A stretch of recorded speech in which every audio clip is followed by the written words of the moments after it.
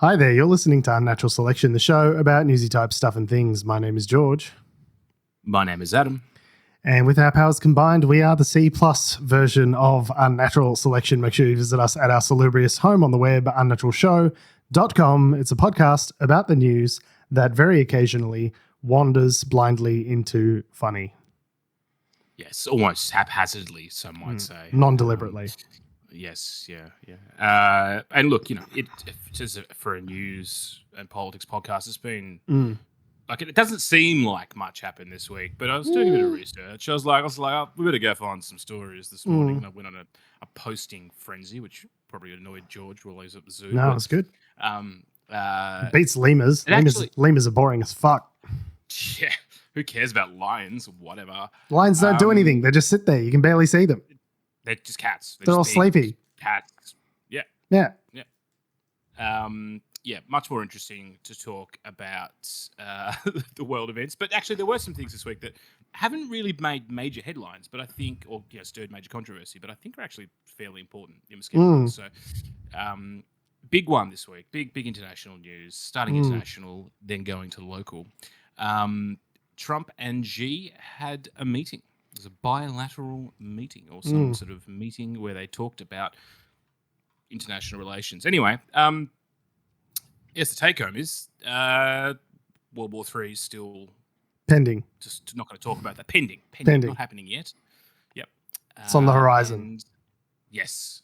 But we don't talk about it. Well, let's not talk about the elephant in the room, which is Taiwan. We don't talk about Bruno/Taiwan. We don't talk about Taiwan. And that's exactly what happens. They literally talk about everything else apart from Taiwan, which arguably it's probably the thing they talk about. The one thing you really want them talking about is potentially avoiding a potential nuclear apocalypse over Taiwan. So did you there was a film that dropped recently about the idea of like nuclear conflict. I watched it last night. House of Dynamite. I watched it last night.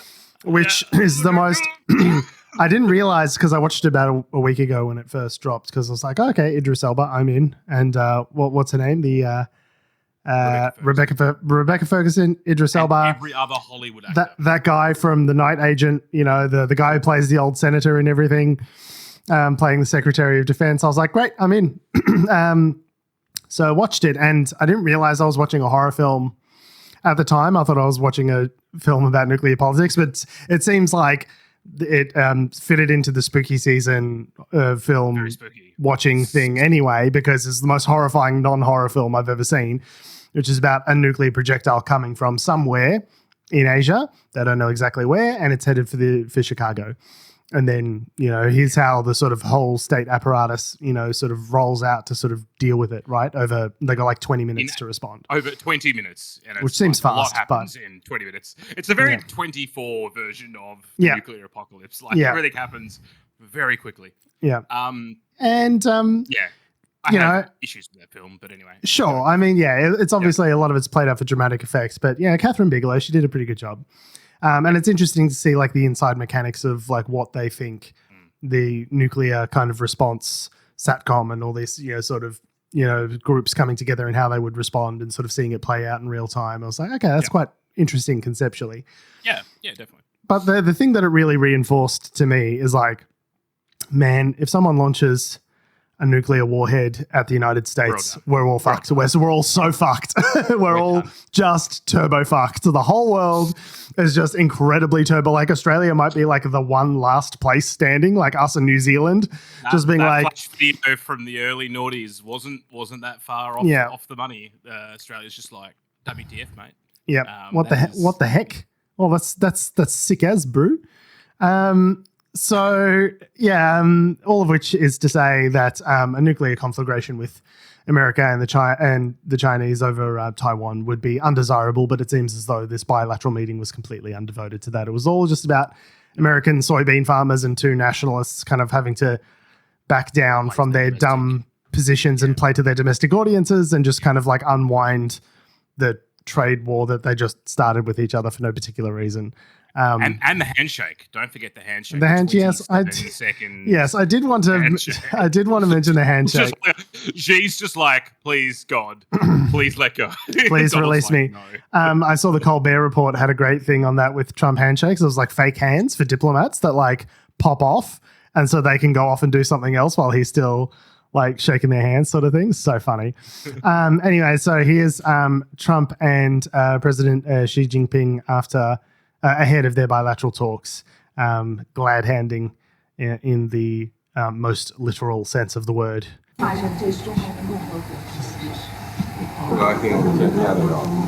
pleasure to see you again. Good to see you again. How far are we through? And we're going to have a very successful meeting, I have no doubt. But he's a very tough negotiator. That's not good. He's a very tough negotiator. That's not good. We know each other well. We know each other well. Oh my God. And he kind of like leans in and smiles at him, and Xi just kind of gives him this like prosaic kind of like, be gone, you oily shit rag of a man. Just get out of my fucking face. So, delightful. Basically, the net result of this meeting was that Chinese tariffs, that will get eased. I guess Trump gets to go back and talk to his soybean farmers and say, yay. Great news. I unfucked the thing that I just fucked. Incredible news. I'm an incredible negotiator. You know that thing that I just fucked? I unfucked it. You're welcome. And then for the Chinese economy, they get, I guess, some extra American buying power. And then, but the thing is, they've agreed to stop. They've put a pause. This is the thing: is like the Americans have given away in this negotiation, have given away a bunch of stuff that's like fairly permanent, like access to whatever AI chips and things like that, which the Chinese need in their AI race against the Americans, which is like kind of a permanent thing. Like once it's done, it kind of can't be undone. And Xi, in response, has been like, "I will pause us not buying soybeans from you for a year," but like this is at the point now in the season where it's like they've kind of purchased most of the soybeans that they would need for the year. So it's kind of like a temporary non-concession that they've given back to the United States. I didn't even know what a soybean was like 3 months ago. And now I'm just like, man, those soybeans are real important. Makes the world go round. How are you gonna get your soy sauce without any soybeans? How are you gonna get your soy latte, you coastal scum-breed, coastal elite wanker, without any soybeans? There was I don't know whether it was a Senate hearing or some sort of congressional, politicians in America grilling the federal government about sort of how she's like, can you please name the country? This is like a Democratic politician. I can't remember her name. Saying, can you please, to the secretary of the department, can you please name the South American country that China is currently buying all their soybeans from? And she's Brazil. Like, it's Brazil. Argentina. It's Brazil. It's definitely a country in South America. Great. Or something. It was good. Nailed it. Like, can you please name the country? So, it's like doing a book report when you haven't read the book. So Lord of the Flies is about a guy who leads some flies to Mount Mordor to cast the eternal ring of flame into the Mount Doom. Yeah. That's what Lord of the Flies is. As to whether or not, any of these, like, I guess it takes the temperature down on trade between the two countries, but I don't necessarily know whether is it going to fix US inflation? But this all started because of Trump, the Trump administration putting a bunch of stuff from China on the banned export list. Yeah. And so this was completely of their own making, of their own doing. And she's like, okay, great. Well, you know how we do all of the critical mineral stuff? Like we're the only country that's willing to undertake the dirty, destructive process of actually processing these critical minerals that you need for all your batteries and your computers and your semiconductors and all this fucking shit. Well, we're not going to do that for you. And then Trump was like, whoa, let's negotiate. Coming together, and then he was talking about 100% tariffs, and the whole thing was just I feel like every couple of months he just kind of remembers that China's a thing. And he goes, wait, let's stop talking about the Epstein files. Can we put some tariffs up on China? What's happening with China? I just remember China was a thing. It's kind of insane. And on that note, I mean, dude, I don't know if there's much more to say about it, but that they did a deal and the deal is done, but it doesn't probably change the reality on the ground in any way, shape, or form. But speaking of not knowing what he's talking about, Trump this week ordered the Pentagon to prepare for possible action in Nigeria. ¿Qué? What? ¿Qué? ¿Qué pasa? Nigeria. Nigeria. Mhm. What? Nigeria. Nigeria. In Africa. Yeah, in Africa. Yeah. So searching my brain as to what they got any minerals. No. Now I hear you guys have. They do. They do have minerals. I hear you guys have minerals. Are they critical? They are. Now They're rare earth. I heard you They're have very some. rare. I heard you have some earths. Are they rare earths? How rare are these earths? No, it's more about the persecution of Christians, apparently. As a deeply Christian man, I find it incredibly objectionable that you would target Christians in this way. As a man of faith, a man of God who's had several wives, multiple affairs, I take that very personally. Okay. So let's get some context here. Nigeria is facing an Islamist insurgency and has been facing one for many years. You will note the schoolgirls who were abducted in Nigeria. Yes. And not just like once. 10, like there's been multiple examples of this was that happening. like 10, 15 years ago that happened? That was ages ago when they were taken by Boko Haram. Boko Haram, yeah. I remember they did a whole season of, it was like a SEAL team show where that was like one of the main storylines.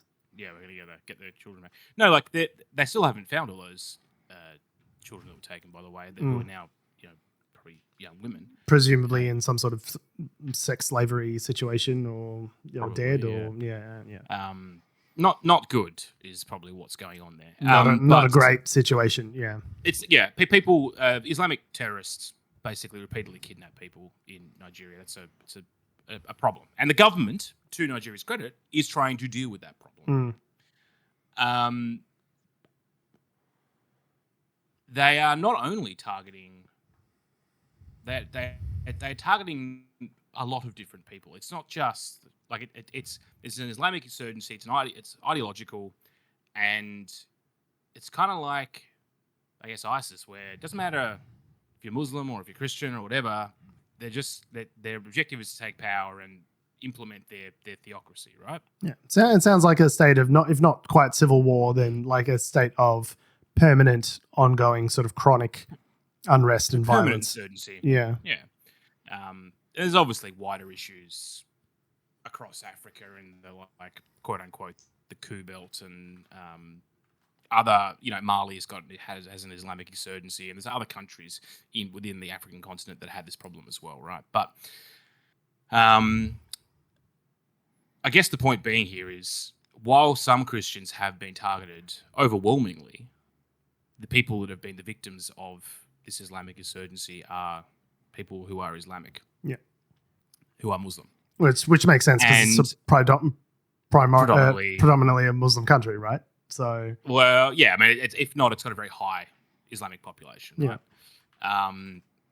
Anyway, I don't know. This is another example, I think, of MAGA Christians just getting in Trump's ear. And just Christian nationalists, Trump kind of as if Trump even knows, has any idea about what's happening in Nigeria or has historically happened in Nigeria. Like, someone in the administration has gotten in his ear and had a whinge about, not a whinge, like it's probably a fair enough concern to some extent that yes, Christians have been targeted in Nigeria. Anyway, and has said something to Trump. And now Trump gets on his Truth Social and writes an insane tweet or post or whatever you want to call it. Truth Social, what they call it. Truth bomb, little truth toilet. Truth bomb. I am hereby instructing our Department of War to prepare for all possible action, Trump wrote. If we attack, it will be fast, vicious, and sweet, just like the terrorist thugs attack. Sweet. And this is in capital. Sweet. Cherished. This is the guy who was disappointed he didn't get the Nobel Prize 2 weeks ago. He's describing conflict as sweet. Okay. Terrorist thugs attack our cherished Christians. Warning: the Nigerian government better move fast. The Nigerian government's got nothing to do with this. The Nigerian government. They would also like for people not to be getting killed indiscriminately by violent extremist groups. They'd be pretty keen for that, problem to be solved. They probably want some help, almost like some US aid or some other sort of. If only there was like a US aid or USAID organization that existed to help sort of ameliorate the effects of these sorts of conflicts abroad, but there's no such thing as USAID now. I wonder who got rid of that. So according to Wikipedia, about half the population is Muslim, about a third is Christian, and about sort of 18% other. So it's a melting pot. Yeah. But I guess just a fundamental misunderstanding of what's actually happening in Nigeria. It seems like one of those things that like every now and then you would hear like the Australian, the conservatives in the Australian government here under Scott Morrison or whomever being like, we've got to get the South African farmers in because the white South African farmers, because they're being genocided. And it's like, what Sky News fucking filter bubble have you guys found yourselves in where like this is the news that you're getting? Like a Christian gets attacked anywhere around the world and then like it's endemic of Christian persecution. You can't say Christmas anymore. You got to say happy holidays. I'm fucking under attack. I'm assaulted. I've been absolutely verbaled by the shopkeeper because she hasn't said happy Christmas to me. Insane. Yeah. It's insane. And look, I'm just going on a bit of a tirade here. This is in Nigeria, which is in one part of Africa. In another part of Africa, in the Sudan, where hundreds of thousands of people have fucking died because of just a conflict general and starvation and just a general international disinterest in wanting to do anything to help alleviate that situation, including, and when the US pulled its funding for USAID, like, as well as a bunch of other stuff the Republicans have done, which is kind of cooked, like, they have just left that country. Yeah, completely left it to the wolves. They don't give a fuck. Everyone's freaking about just tell them there's some Christian. Just tell them there's some Christians there, and then they'll get excited about it. Which there are.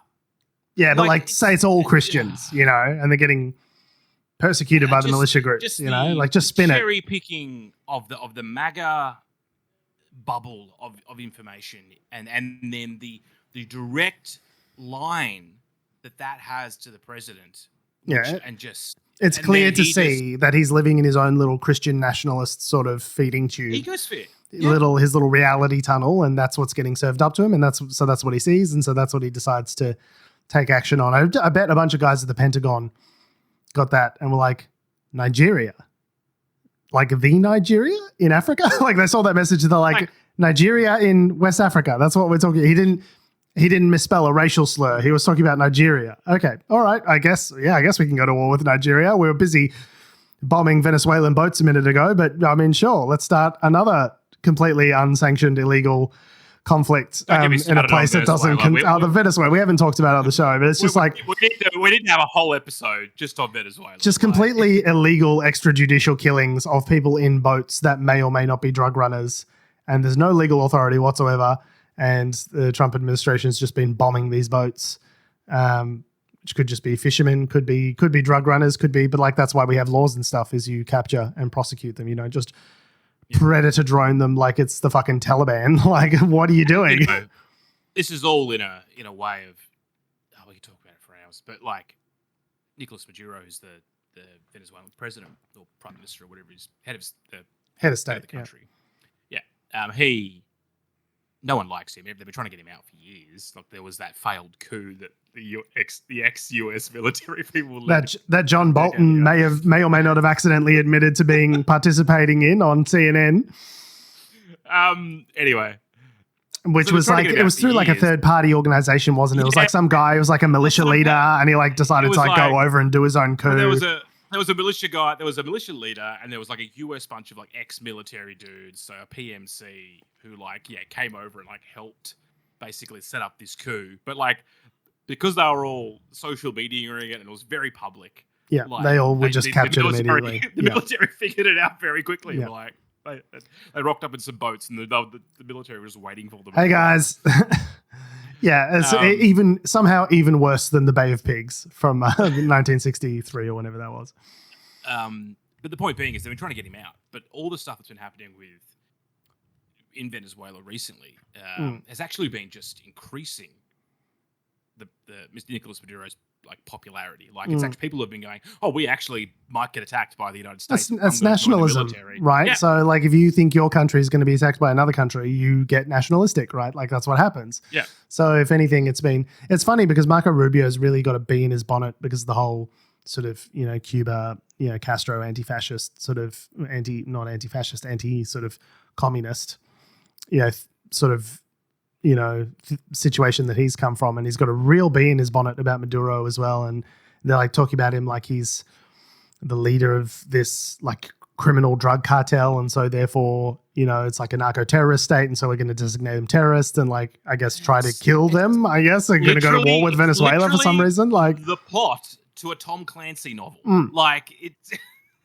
Yeah, it would have gotten rejected by the editors because they're like, Tom, this is just it's too much. It's too out there. No US president is going to behave like that. That's ridiculous.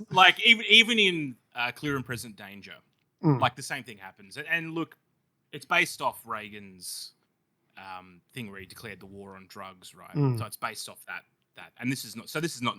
This, by the way, is not anything new. This is just out of the Reagan playbook. But the war on drugs, and in Clear and Present Danger, it's not the president that's authorizing any of the illegal activities in whatever South American country they're in. It's just someone in the Pentagon in this case here, it's the president tweeting. It's just insane. Anyway, so we can talk about Venezuela in full another day, but suffice to say, US foreign policy is a complete fucking shambles at the moment. It's I would question the strategic thinking behind it. I think it probably could. Did you say it's strategic, George? Yeah. Is it strategic? I think it probably needs, put it back in the oven. It's not quite done yet. Funny. I would say maybe think about it at all before just... maybe just run it through ChatGPT. Yeah, that's a good... You know what? Couldn't be worse. Couldn't be worse than what they're doing. Literally do some peer review. Any peer review, an AI bot will do. Hello, ChatGPT. I'm the president. I would like to know about bombing Venezuela. What's up with that? First of all, that's a great question. You're so cool. Let me talk about the implications of bombing Venezuela.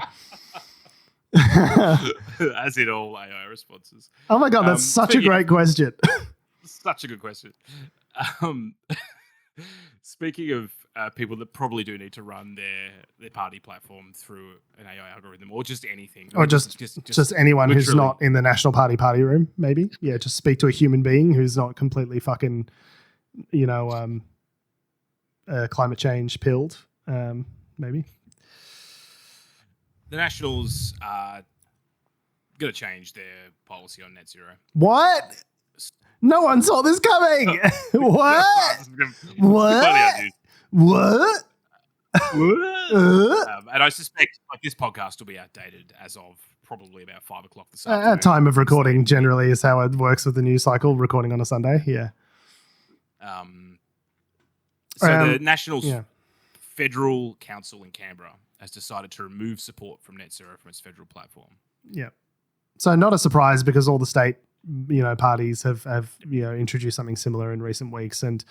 But it is interesting because we talked about Barnaby Joyce leaving the party a couple of weeks ago over his disagreement with the party leadership, being David Littleproud, whom he has repeatedly tried to knife, and their policy on net zero. So it seems interesting that Barnaby Joyce, being a vociferous opponent of net zero, leaves the party, and then immediately the party says, actually, we're not in favor of net zero anymore either. It's like, okay, so really it's just got to be about the internal party sort of politics, right? It really can't be about anything else. Well, what's interesting is that it's the federal council. So these aren't elected members. These are it's the party. But there have been several national members that have been on record as being openly skeptical of climate change policies introduced by the government, net zero.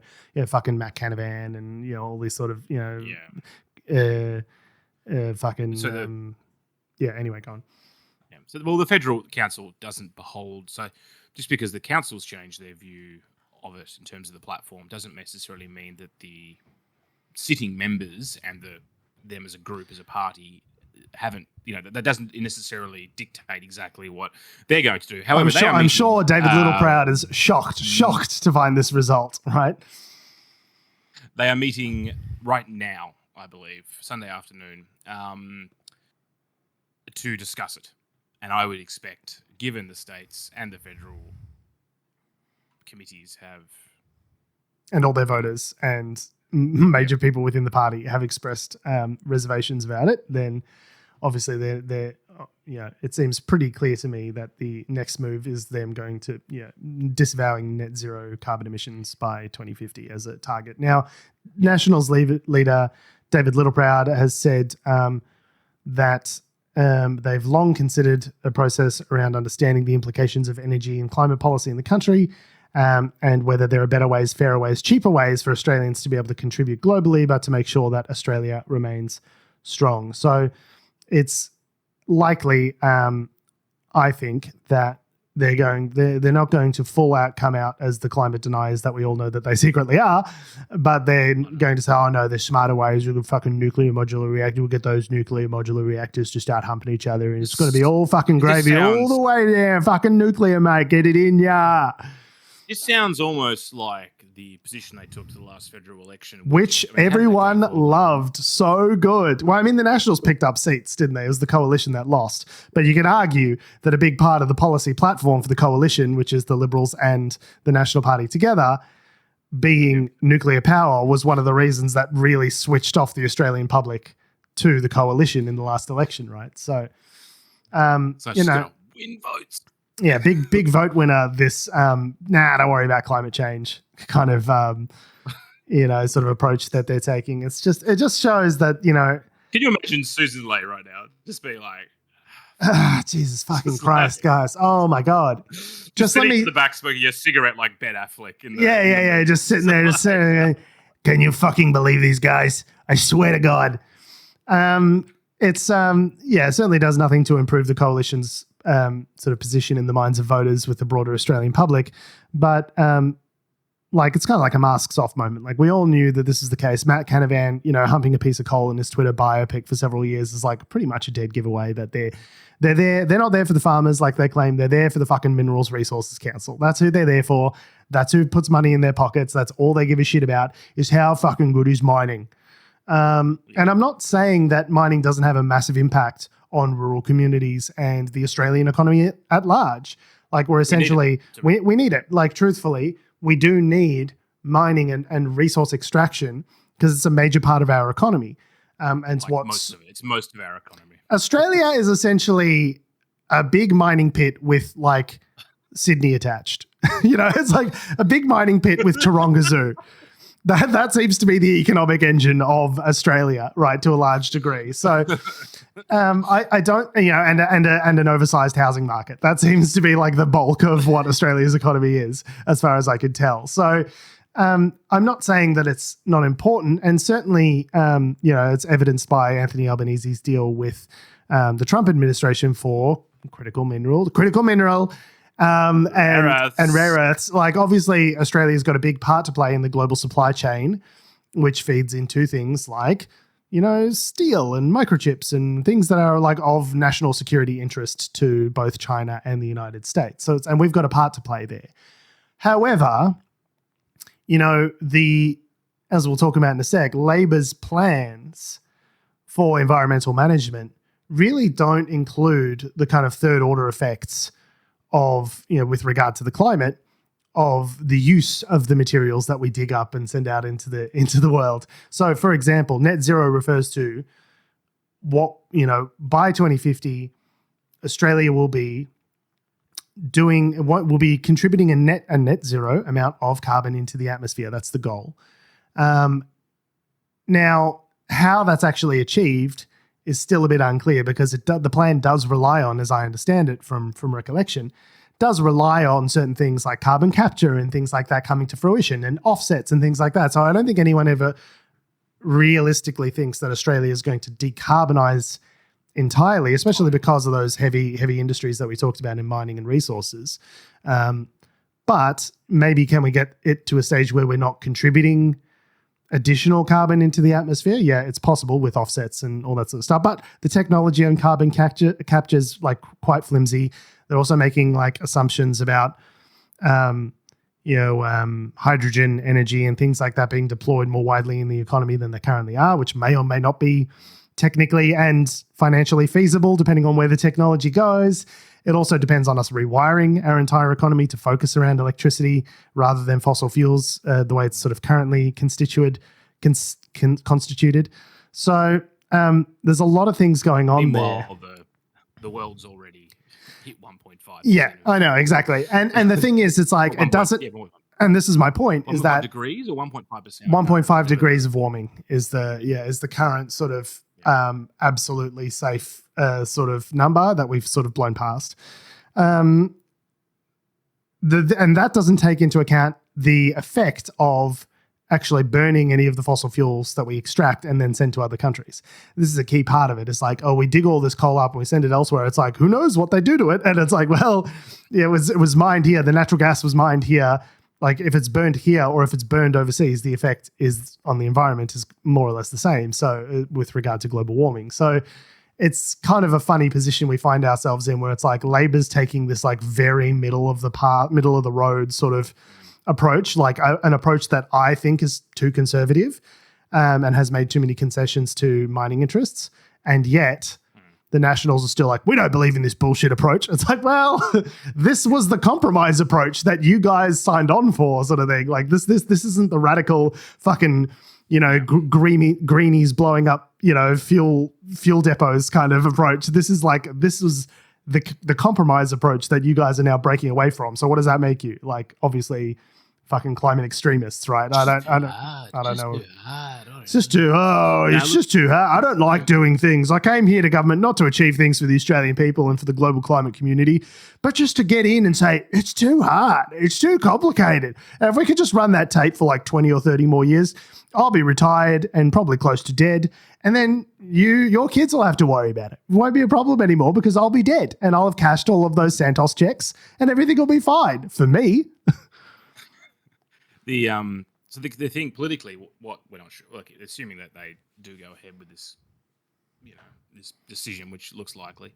Like it's unclear what happens to the coalition now because obviously this is one of the reasons they were decimated at the last election. And the Nationals are just doubled, like they're just going, well, we don't. And this is why they split up and then got back together again, like because they realized it was silly to go their separate ways. But like this is one of the core reasons why they were like, well, how do we? Like I don't understand how the coalition functions. Well, especially when you consider how unpopular of a position it is to the Australian public. According to this poll from Ipsos from August of this year, 8 in 10 Australians are concerned about climate change with a clear public expectation of government action. So 80% of the population is either very concerned or quite concerned about climate policy in Australia and what's going to happen with climate change and net zero. So to break away from the consensus view puts them at odds with 80% of all Australians, which I don't know if you know this, Adam, electorally, not a recipe for success. Don't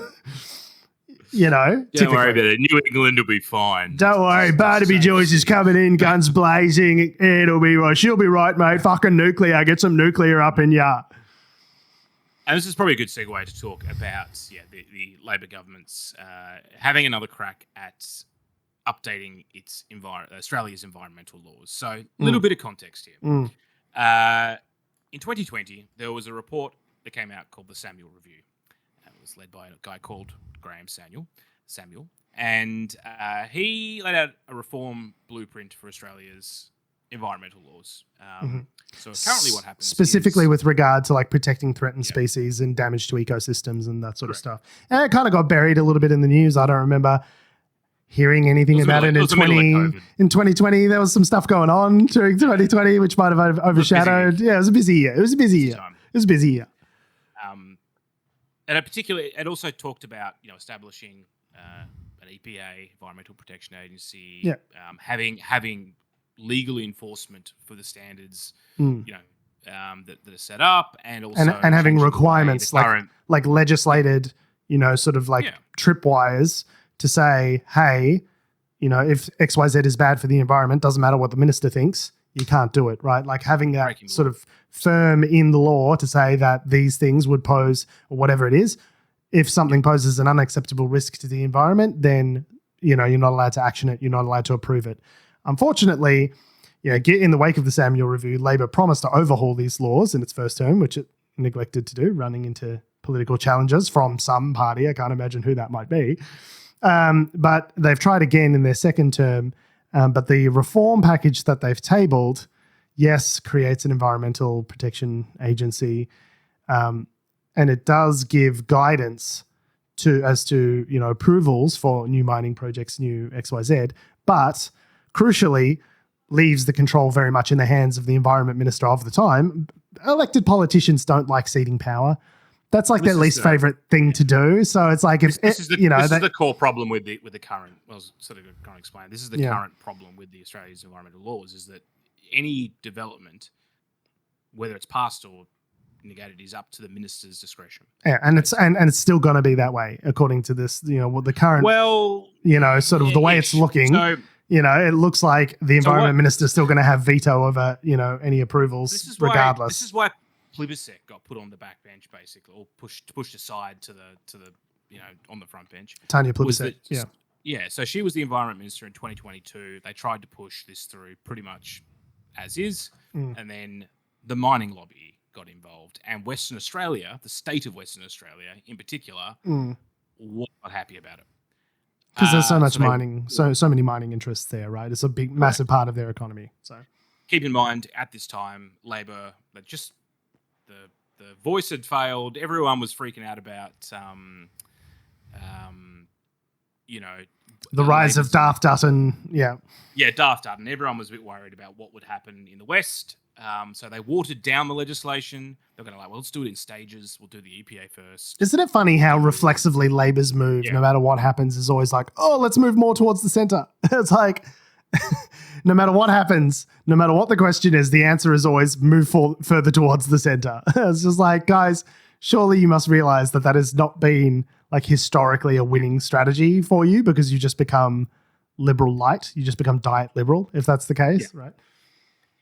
Basically. And if you want to see the effect on lobbying on government policy, like this is probably a very clear example of that. So they got lobbied so hard, they watered it down and they said, let's pass it through in 3 stages. And then, we'll go with that. And then the lobbying got harder and then Albanese stepped in and just dropped the whole thing. Yeah. This is why they tried to pass it through. This is why and they were like, Santos, Woodside, BP, Shell. That's why there's like the amount of lobbyists to each member of parliament outnumbers them something like 3 or 5 to 1. I remember reading.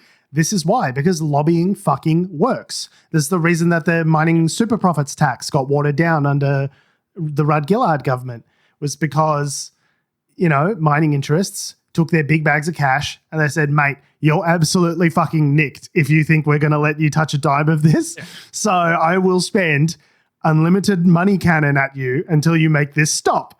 And sure enough, it stops. It's completely unsurprising. And Tanya Plibersek, obviously was sidelined as part of all this. And then we went to the next election. So they've obviously come into this new government.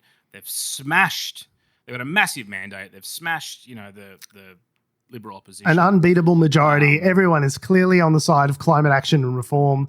And so what they've proposed is the same watered down proposal that they tried to get through in 2022. You see, what we want to do is we want to start watered down and then they can't water it down anymore, right? We pre-water it so it starts watered and then there's nothing they can do and then we'll fucking smash it through. I mean, it's not exactly the same, but it's fairly similar. So there's a couple of elements to it. There's an environmental protection agency, and then there's like another element. So that there's an agency that basically will enforce compliance, which is good. That's something, but right? They are apparently going to they're going to tell people that they've got to comply with these standards, but the standards haven't been written. The standards won't be, and the standards are going to be fucking mint. Just wait till you see these standards. They're going to be so fucking good and not watered down at all. They're great standards. The best standards. The best standard. And the incredible standards. The most big, beautiful standards anyone's ever seen. So the standards won't be written in law. They'll be just statutory things that the agency will come up with. And then the minister will have to consider these when they're making their decisions. And if the development or the proposal doesn't stack up, a mining plan or plan to set up a port or whatever with some sort of development, salmon farm, whatever it may be. Mm-hmm. The minister's got to say, well, it doesn't comply with the standards. Sorry, I can't allow it. But they're not forced to do that. Yeah. There's exceptions. So isn't that what they're doing currently? Is that they're forced to consider the implications of their decision before they make the decision? Isn't that just called having a brain? A little bit. So they are only allowed to go against the standards if it's like in the public interest. In the national interest. Again, a term which is not defined. Which is not defined in the legislation. So national interest could be whatever the fuck I say it is. Vetoed. There's also a term in there somewhere which is the minister has to be quote unquote satisfied. Yeah, again, a term that is not defined in the legislation. Satisfied could mean I'm very satisfied with this check from Woodside in my pocket. Incredibly satisfied. I'm going to approve this thing that I'm going to approve this development I'm incredibly satisfied with. Unrelated, I have purchased another condo in Sydney's southeast.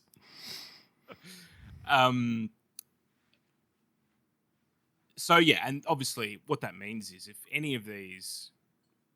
So the EPA will be able to enforce things, but they can't... Like, the people that are...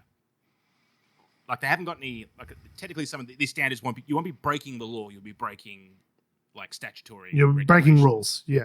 And there'll be some sort of fine and some sort of remediation associated with that. No one's going to jail, right? But that's not the thing that the public are concerned about. The thing that the public are concerned about are these massive, expansive, like the Adani mine, massive new, fossil fuel projects, which are not only approved by the federal government, but also to some extent being subsidized by them in some cases. Like that's the thing that people are really concerned about. Is not our current things that are in existence, but like, is this approval of this mine or this port going to, wipe out some other endangered species that lives there? Like it doesn't account for any of that, right? Yeah. And so in theory, the standards, will be developed in such a way as to protect biodiversity, which is one of the reasons why we're looking at this. Is unless, of course, we really want it. Unless we really want it. In which case, fuck them. Or there's a provision in this which basically says the minister can just go, I'm going to let the states deal with this. Yeah. Hospital hand pass it back to the states. Yeah. So if it's politically awkward for the government of the day, they could just go, perfect. Western Australia, you make the decision, and Western Australia's going to go, great. Oh, Peter Malinauskas, you're under the pump for this proposal. Oh, you can deal with it, buddy. You're pretty popular. You can handle this one. So that's a bit of a loophole. If the federal government doesn't want to avoid it, wants to avoid it politically, they can be like, oh well, New South Wales talking. And this is actually a legal mechanism that in policy circles is known as the too hard basket. You just pop it in the too hard basket. Don't worry about it.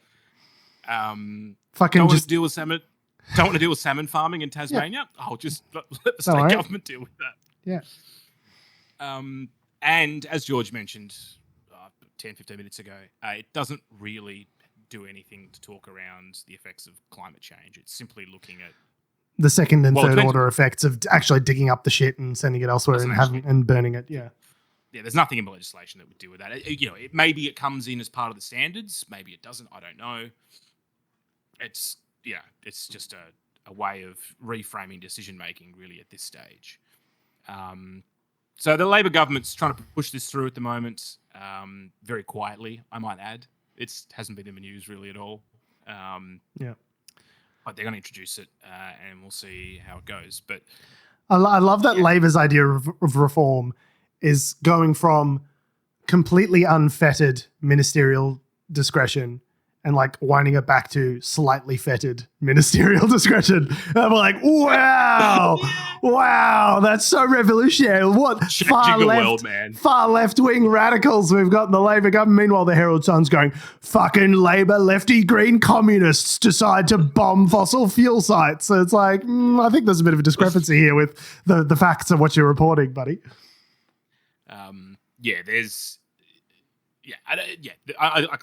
Just wait. The lobbying cannon is firing up right now, or is probably already being fired. And I'm sure The lobbying / money cannon, it's the same cannon. It's just one cannon. You roll it out whenever you have anything that might, slightly impede your profitability as a mining company. I wonder whether, Murray Watt's the current environment minister, so I wonder whether or not he'll last at the end of this. The poisoned chalice. The poisoned chalice of environment minister. So yeah, that's happening. And the other thing that's happening is house prices are continuing to rise. Oh, good. Which is, not good. Yeah. So there's, as we talked about on the show a couple of weeks ago, the Labor government has mentioned that they're putting forward this 5%, deposit scheme for first homeowners that would allow you to have a much smaller deposit when going for your first home. And of course, the scheme is now active. Yes, yeah. So it's in effect, and that probably in combination with interest rates that are slowly feathering down over the last year has meant that there's been another sort of corresponding boom in property prices in across the country. It was completely unforeseen. Who could have fucking foreseen this except for three guys on a podcast when it was first proposed? So there's a lot to say about this, but we're already at 46 minutes, so we'll say less. But what you've got is, so in this piece it profiles a house in Mount Gravatt. Not even a house. Mount Gravatt used to be a really affordable location in the South Brisbane suburb. In the south of Brisbane CBD, it's about, I think it's like 10 k's from the CBD. And it used to be kind of a affordable working class suburb. People get their foot in the door there, and then potentially with equity growth leverage into something larger and more permanent sort of family home, right? And as a result of that, and as a result of these sort of policies and the interest rate settings that we've had for many, many years, as well as other kind of demand subsidies that successive governments have provided, namely negative gearing and the capital gains discount and things like that, the value of these homes has more or less quintupled, over the last 20 years. So 10 years ago, this stat blew my mind. Yeah, it's nuts. So actually, we'll go even further back. So in the past, year 2000, go. The house in Mount Gravatt, the average price was $174,000. The median, Medium, sorry. Yeah. So, it's we've gone from that to this couple that's profiled in this piece with a 3-bedroom townhouse, not even a full house, a townhouse, paying a record $1.5 million for a 3-bedroom townhouse. So not even a full-size block. You're talking about a half-size block, probably 2 stories, backyard. Appears as a little ribbon around the property on the blueprints. 600 mil setback on all boundaries. 60, yes, yeah, exactly, as per the regulations, and not a millimeter more. 10 years ago, the median house price in this area was $555,000, right? So it's more than doubled over that, sort of 10 plus years. And then the past 5 years, the median house price in Mount Gravatt has grown by about 77%, from $731,000 in 2020, 5 years ago, to $1.3 million as of today. So what you're talking about here is a house that 25 years ago was worth $174,000 has not just quintupled, it's quintupled and then doubled over the last 25 years. The growth is exponential. Absolutely sustainable. Who's paying for this? This is a young couple that's actually bought this property. Obviously, both of them would need to be working. They need to be on great money, and they would either need to roll over the equity that they've got from selling a starter place, a little unit or an apartment, into this, or they've received help, the bank and mum and dad. There's no other way that a couple in their 30s could afford But you would have to a $1.5 million home. Your repayments on, let's say they've got a 20% deposit, which is like what? 20% of 1.6 is what, 200,000, something like that? So 20% deposit on 1 million would be 200,000. So if it's 1.5, say 300,000, something like that. Yeah, okay. Thank you for mathing for me. You can tell I was an art student. MBA. So let's say they've got the deposit. They've saved. So they've got a $1.2 million mortgage, I guess. How do you afford the repayment on that? With difficulty. Like what? How do you? Like that's like how much a month is that? That's got to be like. I'm literally going to the Money Smart mortgage calculator. So say you got a mortgage of 1.2 million, and the interest rate is say it's 5%. Repayment frequency is monthly over 30 years. And 1.2. This is fun. This is fun for the listeners. This is fun. Dun, dun, dun, dun. So your repayments, if you've borrowed $1.2 million, your repayments on a 30-year mortgage are roughly $6,450 a month. $6,400, say $6,500 a month. So if you as a couple are earning $10,000 a month, may say you're earning even $12,000 a month. Both of you are on like solid salaries, right? That is 50% of your wage, more than 50%, which is firmly in the area of housing stress. More than 30% is the rule, right? So and here's the other question I've got then. So the bank, who's even going to lend you? No one's going to lend you. Who's going to lend you the money? No one's going to lend you $1.2 million on two people earning whatever 85, 90K. It simply would not happen, right? Just because. So as you said, the only way to do this is to bring more equity to it. Mm-hmm. In which case, in the form of the bank of mum and dad, to a large of some money, the bank of mum and dad, or fucking the Duke of some unknown Duke uncle, keeled over and died. King Ralph. The entire royal family died, and turns out Prince Andrew is a distant relative. Although now he's been stripped of all his titles, I don't know what he's worth. But unless you come into an unseemly amount of money in an unexpected way, it is increasingly unlikely that people of our generation will be able to afford to get into the housing market at all, right? And some people need to be, in the city. You can't just we made the decision to go like fucking 40 Ks outside of the city center in order to be able to get into a house that was freestanding but also had 3 bedrooms. And we rolled over the sale of our 2-bedroom unit and put it into this, and we had some help. It's not something, and that's with me, who's been saving and investing and putting money towards this and thinking about this for fucking 10 years. And you were still mortgage stressed. We were very much mortgage stressed for the last 2 years, right? So how are people supposed to fucking do this? If you don't have access to this equity, but the price keeps going up. So you'd think at a certain point, if it's a supply and demand equation, that demand would eventually just taper off because people simply cannot afford to buy. But the thing is with Adam, the thing is with housing is that shelter is non-negotiable, right? And so people will extend themselves in ways for housing that they won't do for other kinds of goods which are more elastic. Shelter is inelastic. You need to have a fucking roof over your head. And whether it's hierarchy of needs, right. So people will, and you hear stories about this, and you read stories about profiles of people who are severely mortgage stressed, but they don't have another choice. They don't want to distressed sell their house, and so they will work another fucking job. They'll cut back on essentials. They'll do everything they need to do to hang on to their fucking house, because if they don't, their lives are going to get fucking ruined, right? Because they're underwater on this fucking house. So, it's that great. It's like that great Clark and Dorr sketch back in the day where he's interviewing a banker. He's pretending to be a banker. He goes, "Oh, people don't need to be able to afford the things that they buy. They just need to be able to afford the repayments," right? And it's a joke about how bank and credit and the influx of credit has obviously inflated the asset prices of these houses. Cheap and available credit doesn't help you, as the ads say, help you realize your dreams of owning a home. If no credit was available to anyone, people would only be able to buy houses out of cash, out of their pocket. And so what would happen? Well, the price of houses would fall dramatically because people can't borrow $800,000, $900,000 from the bank in order to compete against other people who can also borrow $800,000, $900,000 to compete against one another.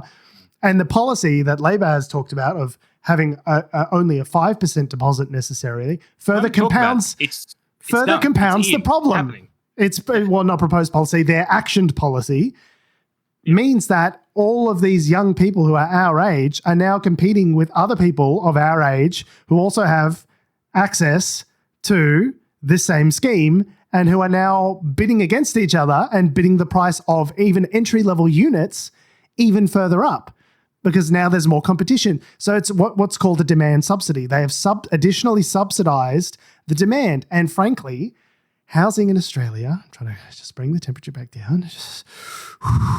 I am a leaf on the wind. He's awake now, I can yell. It's introducing additional demand into the system maybe helps some people at the low end, but it's a short-term maybe fix, which creates an even longer-term problem. And the history of housing in Australia is doing exactly this, having a slight short-term fix, a slight demand subsidy for the people right at the bottom of the scale to help them into the housing market. But it's predicated on this idea, which is broken, which is that if you get into a house, your equity in your house will increase and then you'll be able to flip that equity into the next. So it's just like it plays into this idea of number go up. And if number go up forever, in order to support number going up forever, then we need to create additional kind of subsidies and tax incentives and negative gearing and capital gains discount. We need to keep the money balloon, we need to keep pumping up the bubble in order to keep the bubble going. And it's like that's not a long-term approach to solving this problem. And all they'll talk about is supply. Chris Kohler, the news guy, the finance news guy, did a sketch the other day that I saw where it was like the guy had blinders on and he's being the government and the blinders both say supply. And you're like, what about demand problems? Like, couldn't we address demand in the market and take away some of these subsidies that are, sort of pushing all of this money into the housing market? He goes, no, I can't see any demand issues. And it's just him with his literal blinkers on that say supply. Like, perfect. Because that's what it is. All the government will say is supply because the government can't turn around to the 60% of Australians who are homeowners and say, we want the value of your house to go down because that is politically toxic. And so the only thing that they can say is that we're going to build more houses. Really, and we can't. We're off track. I saw this graph from the ABS, which shows it's like a wedge. The amount of houses that we would need to maintain in order to meet Labor's target of 1.5 million homes by whenever the fuck. And then the amount of homes actually being built against that. And it's a 30-degree wedge that keeps expanding outwards and outwards. The gap keeps growing and growing. So we're not going to outbuild. It's exponential. We're not going to outbuild our way out of this. We're not going to stopping a couple of 100,000 migrants this year or next year, as the coalition proposed and Labor kind of begrudgingly went along with during the last election cycle, is not going to materially change the structural dynamics of what we've got going on in the housing market, which is not enough houses being built, not enough planning, not enough approvals, not enough high density or medium density in particular hub locations that would be useful and connected to public transport and services. What we do is we just have this urban sprawl where we just build outwards and outwards and outwards. And then there's some guy holding his dick in a 2-bedroom place in Melton that costs $600,000, $800,000 going, but I work in the CBD. How's that going to fucking work? Like, we just keep going outwards and outwards and outwards to the extent to which I think Sydney and Melbourne are just going to touch each other and become one big megacity.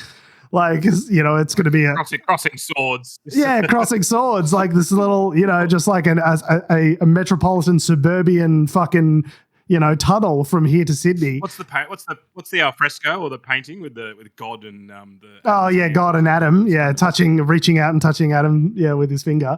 Yeah, I mean, it's not. Yes, we've got the space to expand outwards to some degree, but then it needs to be supported by services. And what you see when you go out into these housing developments is that there's fucking nothing. It's like the song from the opening of Weeds. Little boxes on the hillside, little boxes made of ticky-tacky, little boxes on the hillside, little boxes all the same. Like, that's what it looks like. It just looks like fucking grey boxes. As far as the eye can see, there's not a Woolies, there's not a park, there's not a fucking library, there's not a hospital, there's none of the shit that people need to live as humans in a developed society. And we just expect them to go, oh, you just hop on the V line, mate. It'll just be like 3 hours to get into work. No fucking worries, mate. Have a go. Yeah, it's all good, mate. No, don't worry about it. And it's like, well, what happens when your kid gets sick in the middle of the night? What happens when, they need to take fucking swimming lessons when they're growing up? What happens to all of the community things that happen in a community where the churches, not that I'm a fan of churches, but like, where is the tissue that connects each other to each other as citizens doesn't fucking exist because it hasn't been built. It's actually a state issue. It's actually not my fucking problem issue. Hey, Peter Malinowskis, you can have this one, can't you, buddy? You're good at handling everything. You're very popular. It's fundamentally broken. We've been saying this, as it turns out, for years. Yeah. And I think, and back then when we were talking about it, it wasn't nearly as broken as it is now. It's even more broken. Things have gotten only worse since the time when we started talking about this, right? Like, I don't know. We like Alan Kohler did a whole financial thing. Like, if we changed these policies, if we got rid of negative gearing, like, forget the money that it costs the budget every year to be giving all of these tax concessions out to keep funneling money into this bubble, like, and what we could do with that money if it was going into the government. But like, the opportunity cost of us doing something about this just means it's going to be that much harder to unwind down the track when this whole house of cards ends up collapsing at some point.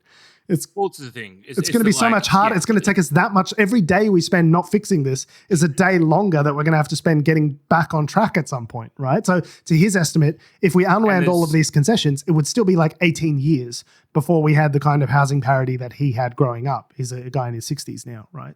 So it would take time. And the other thing is that, like, decades. Yeah, the problem is for the government is that there's no sort of scalpel where they can go, we're just going to leave everything. There's no quick wins. Like, yeah. So no one loses. Like, there's no way to say no one loses. Someone has to lose at some point. Yes. And I'm sorry, but the objective of the federal government is not to fucking, fireproof all of your investments. If you're a property investor, every time you hear an ad on the radio, come to Forex fucking trading where you can trade and live your dreams. All you need to do is trade currencies / cryptocurrencies / NFTs / whatever the fuck it is we're selling. And you too can live your dreams. And at the end of all of these fucking ads, I go, investing comes with risk. You might lose all capital. Everything's fucked. You might lose all your money and become a homeless beggar on the street. And then, because investment inherently comes with risks. If you want a completely risk-free rate of return, there's a term for that. You put your money in the fucking bank and you get your 4% interest, and that's risk-free. Okay, that's guaranteed by the government. That is risk-free. Everything else, bonds, shares, fucking cryptocurrency, every other investment vehicle comes with risk. And it is not the obligation of the federal government to insulate you from that risk at the expense of the national purse. But if you're a Big Four bank, we're speaking of what the Australian economy is built on, mining, minerals, and Sydney's attached to the side, but within Sydney live the Big Four banks. Housing, yeah. And what are the Big Four banks? What is their wealth portfolio built on? It's built on housing.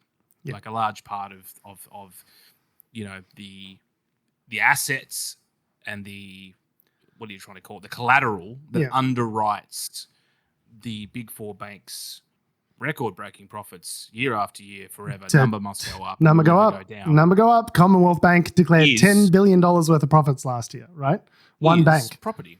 Yeah. So the problem is that if the underlying foundations, this is what The Big Short was about, foundations of those banks' investments, because when the bank lends you money, for the bank it's an investment. Think about that. Yeah. Well, they have your house as collateral, right? That's the whole idea. Yeah. And if you have a 5% deposit and your house goes down 20% in value and you can't afford to pay it off and you need to distress sell it, guess what? You're still on the hook for the bank for that remaining 15%, which is what's known as being underwater, which is why so many people's lives were fucking immiserated during the global financial crisis, because your $300 house is now worth $100,000. And so you still owe the bank $200,000 and you're out of fucking house, right? But as it turns out, in that instance, most people just couldn't. People just declared bankruptcy. They couldn't pay that asset back. Of course not. So what that means is now the bank is, and they now have an asset that's completely worthless, and they can't fucking get rid of it for the amount of collateral that they've lent out, and the whole fucking system collapses. Yeah. So this is the issue I've got is that even if the government changes, they need to do something quickly because, as you said, the longer they leave this, the worse it's going to get, and the bigger the effects will be, because there will be an effect, and there will be distress selling as a result of if they do change negative gearing and that. But by the same token, the people that will be affected probably have more insulation from some of those effects. Well, if you got 15 properties and you have to sell one in order to keep your balance sheet right, well, I'm sorry, so be it. Like, it's not the job of the Australian government to protect that person, to insulate you completely from risk. Number can't go up forever. It is simply what goes up must come down at some point. It is not possible. It is not sustainable or desirable to have property prices increasing 5%, 10% year on year, every year ad infinitum. I think we just have to cop it as a society. I think we have to come to a consensus. I mean, this is the problem, is that we can't. This is what undid Bill Shorten in whatever election cycle it was, 2019 or whatever it was.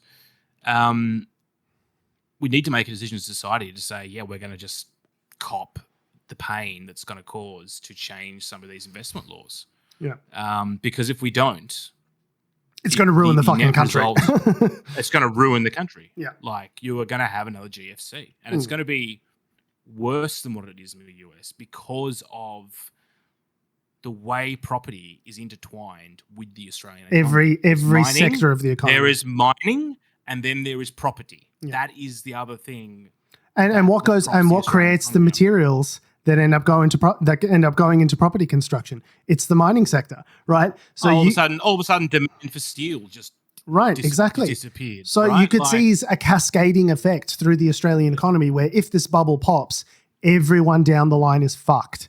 And that's why Alan Kohler talks about making these adjustments in a way that doesn't pop the bubble, but takes the additional steam out of it. Clearly, the property market in Australia, your grandfather and a couple of people, you get negative gearing on your first 5 places, and then after that, you're on your own, right? Stuff like that, where you grandfather it in slowly over time, and you take all of this additional subsidy that's going into the demand side of things, needs to get taken out, because clearly demand does not need to be subsidized, as we can see, by ever-expanding asset inflation prices, right? So you don't just need to do stuff on supply approvals, permits, getting things built faster, but trying to still make sure that they're up to code and that they're safe, but much faster, please.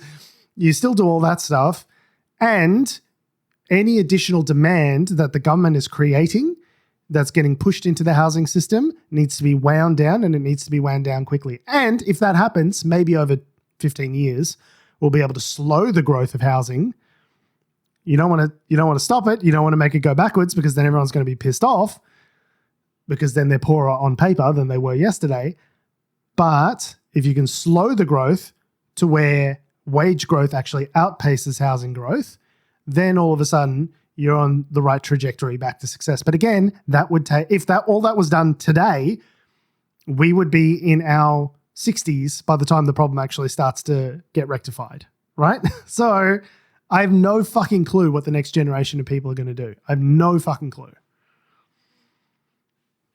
Just screw the next generation. I know what I'm going to do.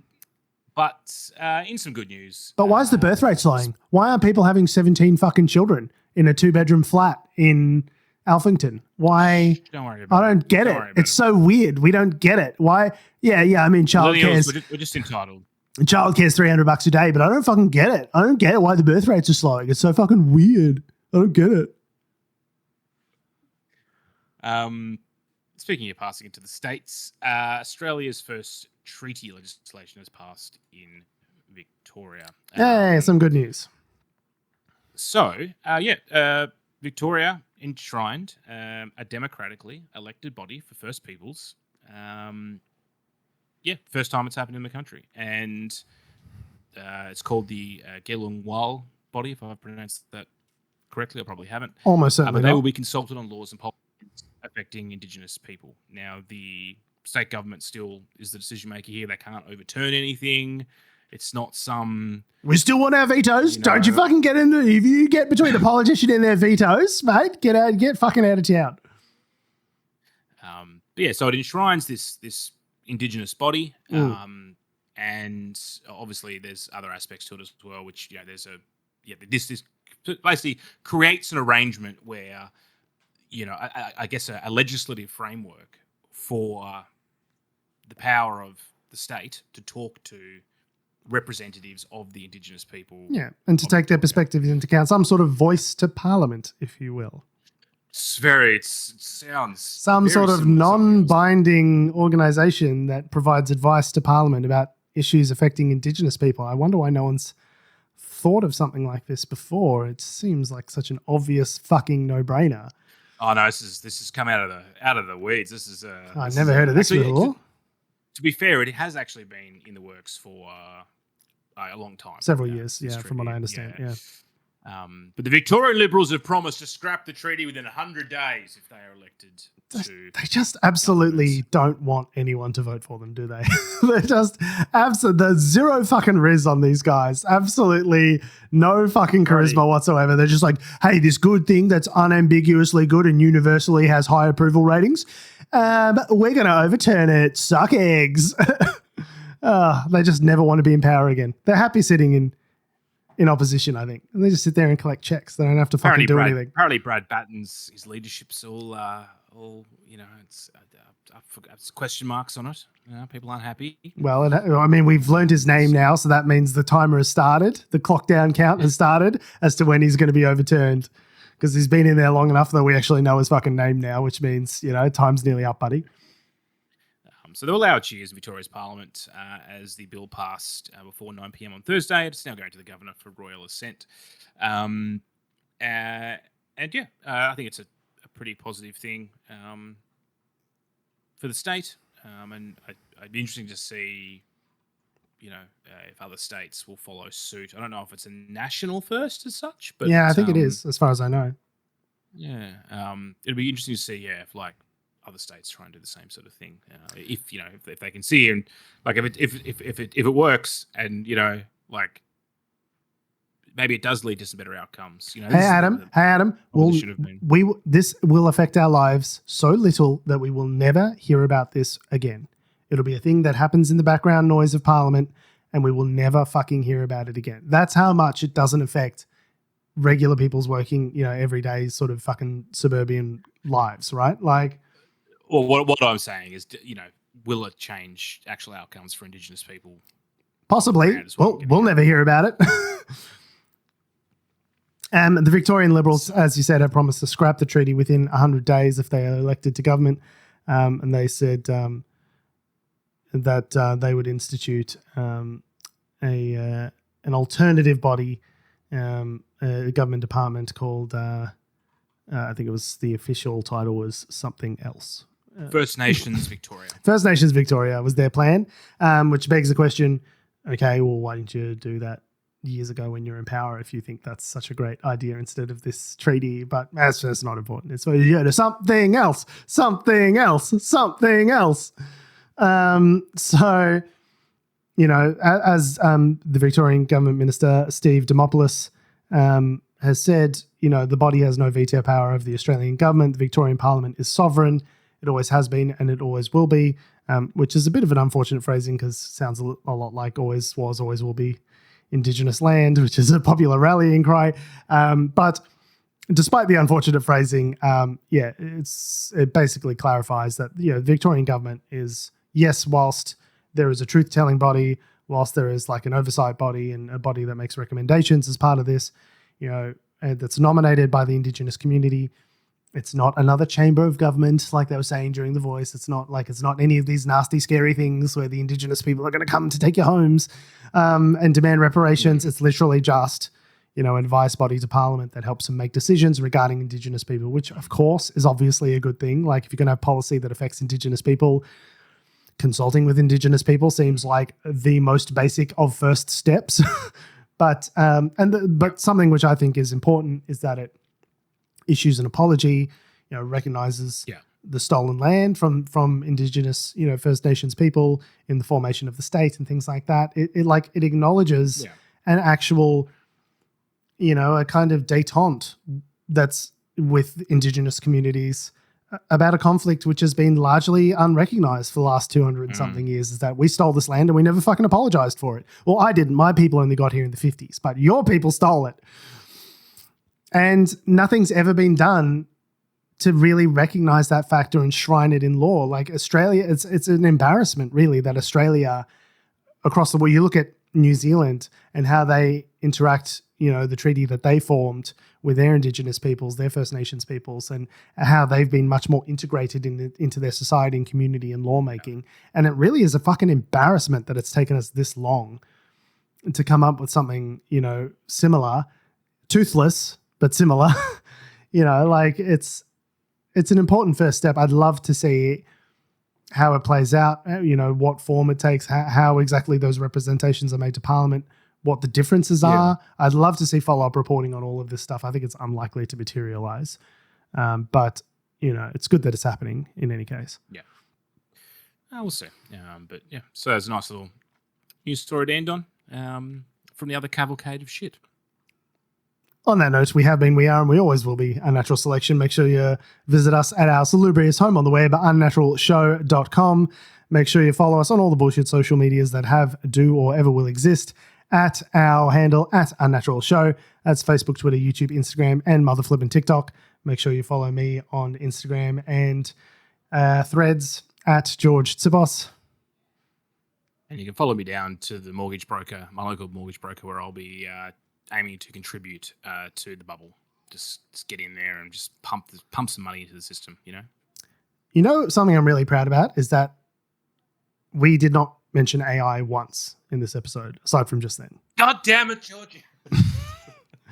I mentioned it a couple of times. I was like, let's get an AI chatbot to, I don't think to check Donald Trump's tweets. Doesn't count as a substantive discussion about AI, which is the first time in many weeks that's been the case.